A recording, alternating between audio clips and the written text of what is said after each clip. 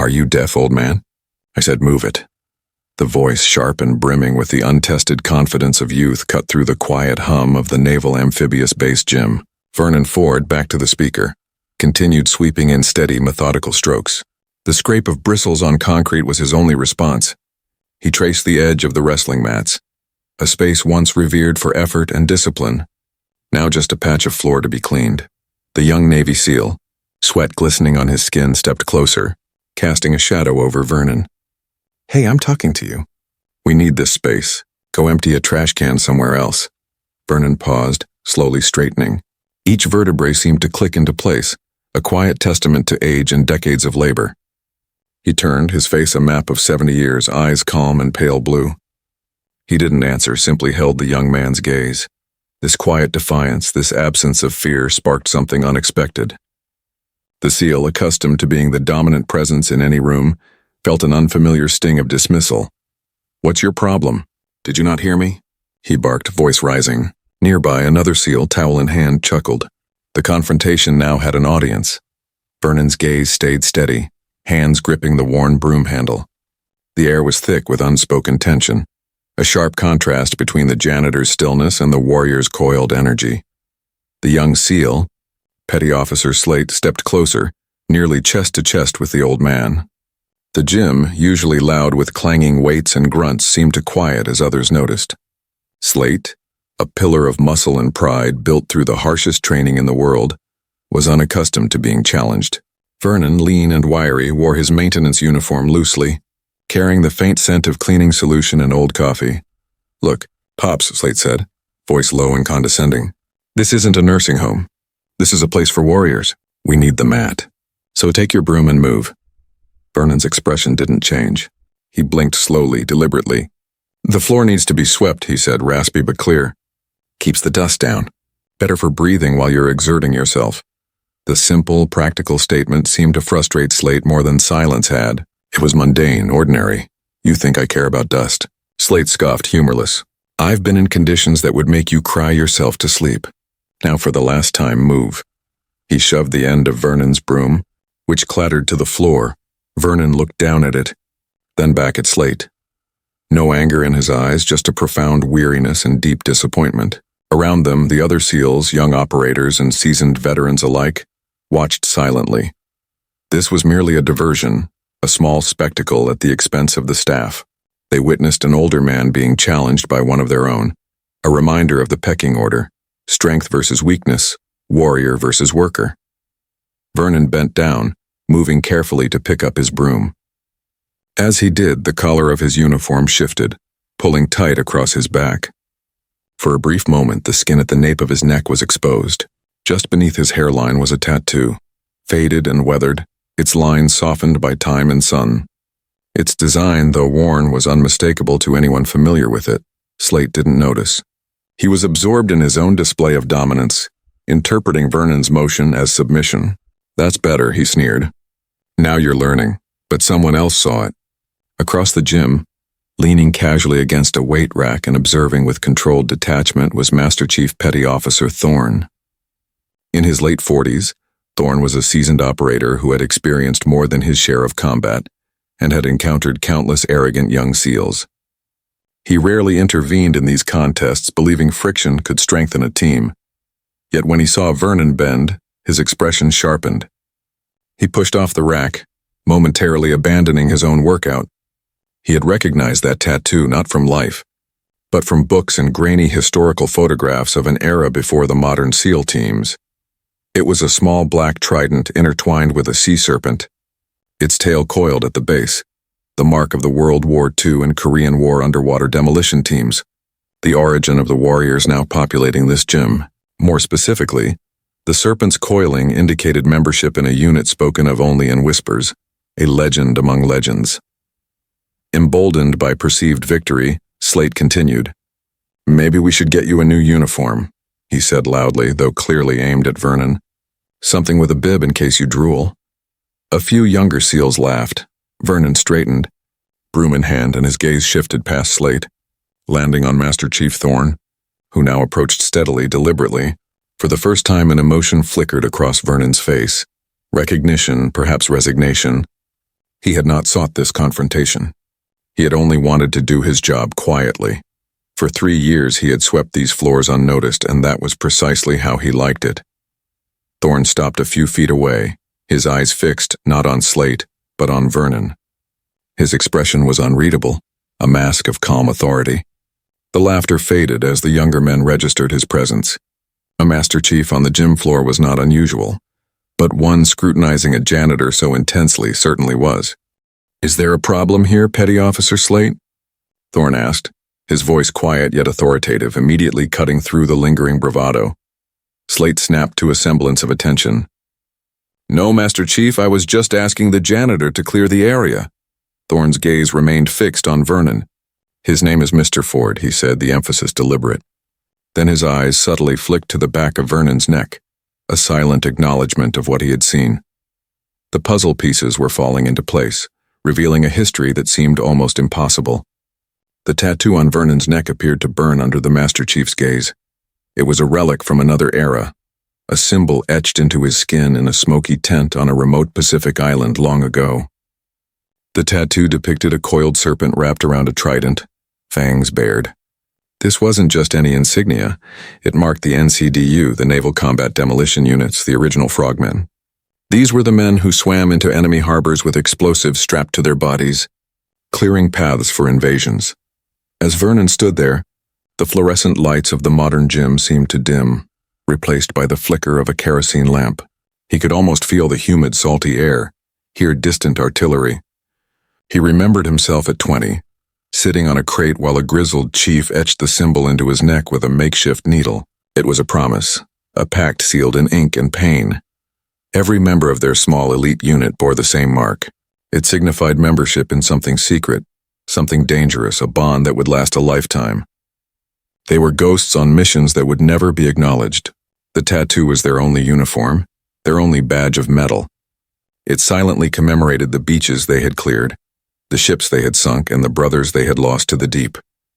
To outsiders, it might have seemed like a faded old tattoo.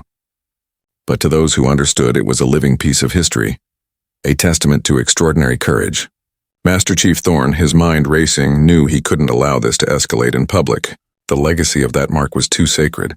Yet he also realized he couldn't simply order Slate to stand down without explanation. And this wasn't the place for that discussion. He had to act, and he had to act immediately. He gave Slate a look that brooked no argument. "Go, all of you. Hit the showers now," the command was final. The young SEALs, confused but obedient, began to disperse, casting curious glances at the old janitor and the Master Chief. Slate hesitated briefly. Pride stung, but a single look from Thorne set him in motion. Once the area was clear, Thorne focused fully on Vernon. "Mr. Ford," he said, his voice low and reverent, "I apologize for my men's behavior." Vernon nodded silently, his gaze distant, still half a world away, lost in memories. An echo of the past lingered. Thorne understood he was standing on sacred ground. He pulled out his phone, thumb hovering over his contacts. There was only one person he needed to call, a man who would immediately grasp the seriousness of the situation. He found the name, Commander Jacobs, the base's commanding officer. Stepping aside to give Vernon some privacy, Thorne spoke into the phone, his tone low and urgent. "Sir, Master Chief Thorne, I'm at the SEAL gym. You need to come down immediately." A pause followed. "No, sir. There's no emergency in the usual sense. Do you know the janitor here? An older gentleman, Vernon Ford?" Another pause, likely as the commander tried to place the name. "Well, sir," Thorne continued, lowering his voice further, "I noticed a tattoo on his neck, a coiled serpent around a trident. It's an NCDU mark, sir, one of the old teams. But I believe it's more than that. I think he may be part of the Mako unit." Silence stretched on the other end. The Mako unit was legendary, a ghost story for new recruits. A team of frogmen from the Korean War, rumored to have carried out missions so secret that all records were erased. To find one alive quietly sweeping a gym floor was almost unimaginable.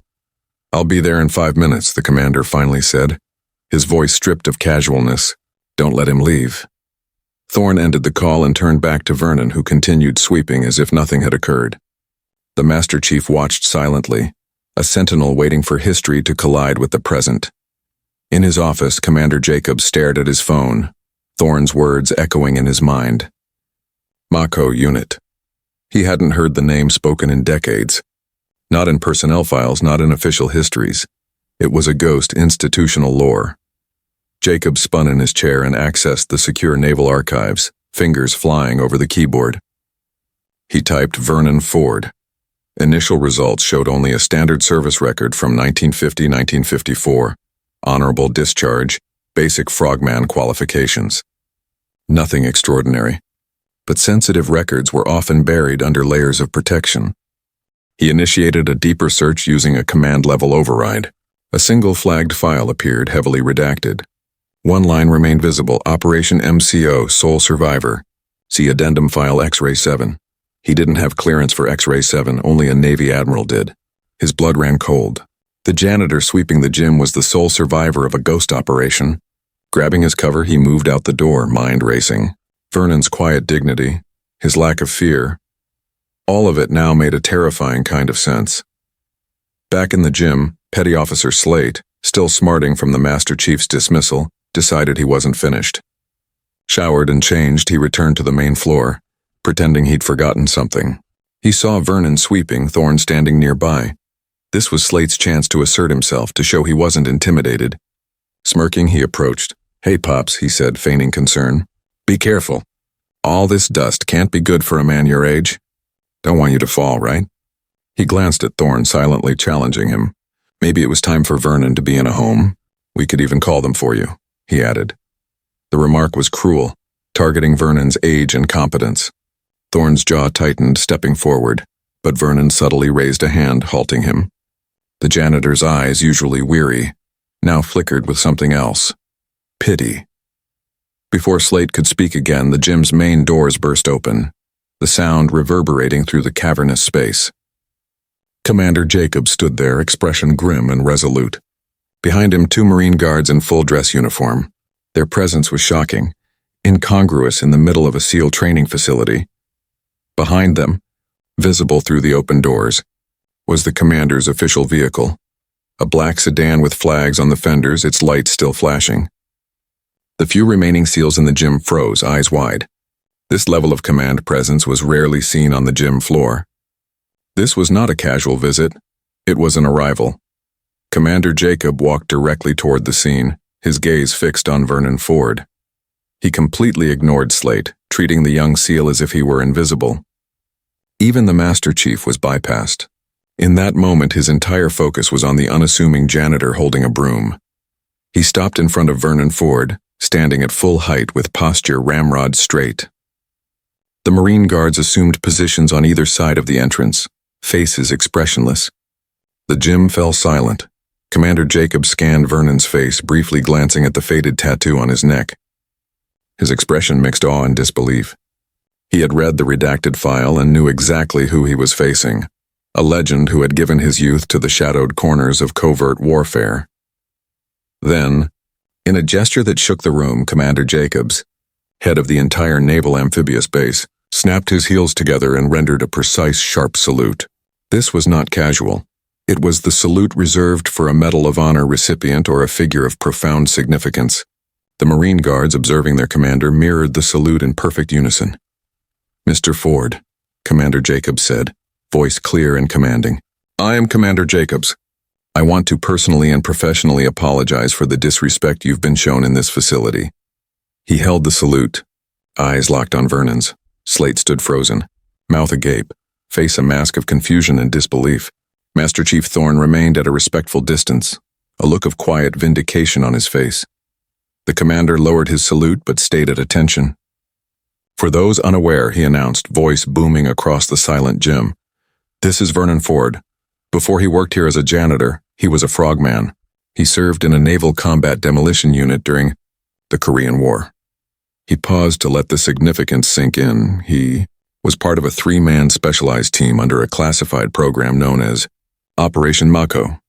Their mission, largely still classified, was to swim into the harbor at Wonsan, North Korea, ahead of the main invasion force, to disable submarine nets and mine clusters. They did this without breathing apparatus, using only knives and handmade explosives in near-freezing waters under the cover of darkness. Afterward, he swam for another 2 hours, evading capture, and was the sole survivor of his unit to return to friendly lines.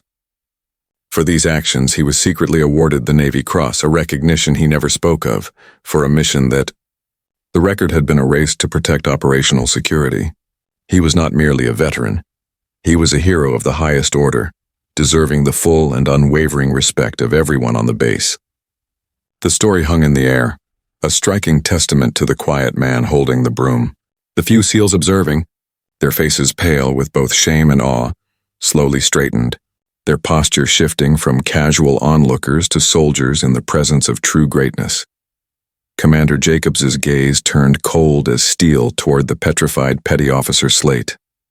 "You," he said, his voice lowering to a sharp whisper, "are a disgrace to this uniform. You mistake arrogance for strength and age for weakness. This man, the hero you chose to mock, carries more valor in his little finger than you possess in your entire body." The commander's voice rose. "Master Chief Thorne, escort this petty officer to my office immediately. He is on report.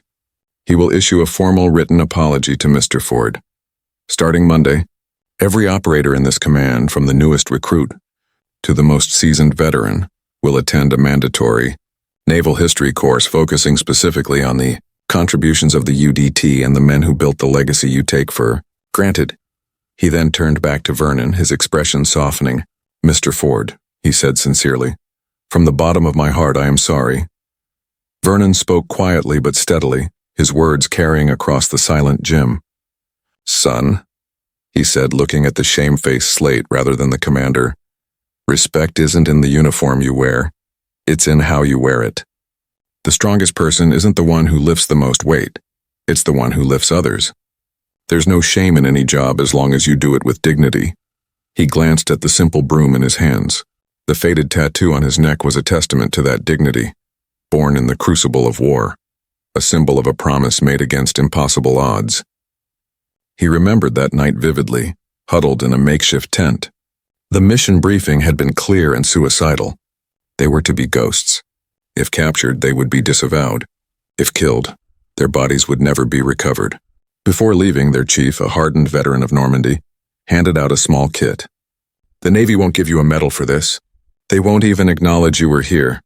But we will know and we will remember," he said, inking the coiled serpent around the trident on each of their necks. A permanent private medal of valor, untouchable by enemies or politicians, symbolizing their quiet and deadly purpose. The fallout from the incident was swift. Petty Officer Slate was formally reprimanded and assigned remedial duties for a month. A humbling experience that included cleaning the base alongside civilian staff. The mandatory naval history course was implemented immediately, with the first session led by a local historian and featuring a surprise guest, Vernon Ford. He spoke briefly, not about heroism, but about the camaraderie and sacrifice of the men he served with, his quiet words carrying more impact than any lecture. Weeks later, Slate, his arrogance replaced by humility, approached Vernon as he locked up the supply closet at the end of his shift. "Mr. Ford," he whispered, "I wanted to apologize in person. What I did, there's no excuse. I was wrong." Vernon studied the young man and saw the genuine remorse in his eyes. He simply nodded. "We all make mistakes, son," he said. "Be a better man tomorrow than you were today." He patted Slate on the shoulder and walked away, leaving the young SEAL in the hallway. A lesson in true strength and quiet valor etched forever in his mind. If Vernon's story moved you, please like this video, share it with others, and subscribe to Veteran Valor for more stories of the unassuming heroes among us.